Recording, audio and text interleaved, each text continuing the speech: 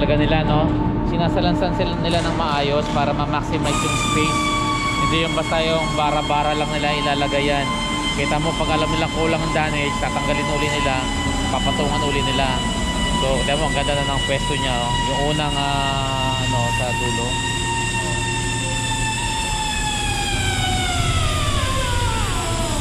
Ayan.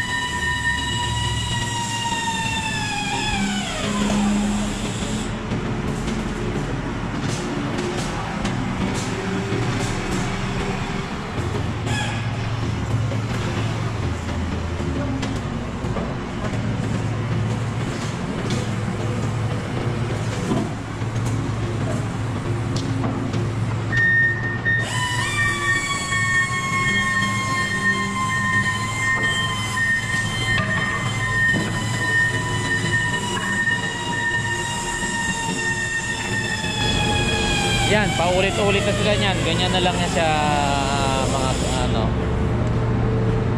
Ganyan na lang sila.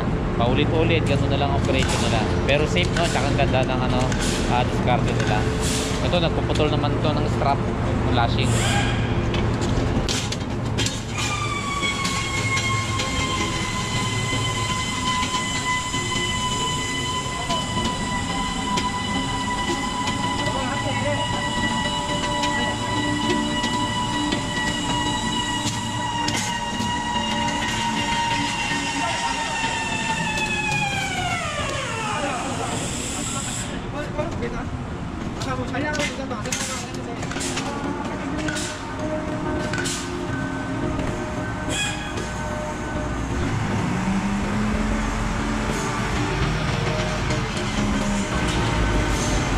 So guys, masyado nang mahaba.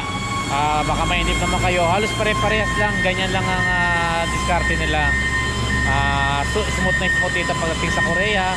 Kahit sa Japan pa yan, ganyan ang mga loading operation ng mga steel products. Hindi mo kung gaano ka tahimik, gaano ka organized. Matagal na nilang ginagawa yan. So ang dapat gawin ng mga office, titingnan lang ang weight ng mga steel coil. Kung hindi ba nag-exceed dun sa tank top strength ng barko. So mamaya, saan ba ako dadaan? Ay, isang malaking katanungan yan. Ayan, nakikita niyo yung butas na yan. Diyan lulusot ang inyong lingkod. Pakabila. Hop. Dadaan tayo.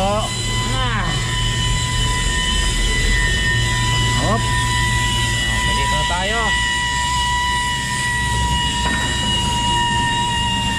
So yun guys, dahil napakaliit lang ng inyong lingkod, kaya madali tayo nakalusot. So akit na ako, hanggang dito na lang. Please subscribe naman sa YouTube channel ko, Captain Charty. Supportahan nyo naman, pa-like and share na rin po. Ito po ang inyong lingkod, si Captain Richardson Tevez, The Captain's Vlog. Interesado ka ba? So see you next time guys. Bye bye.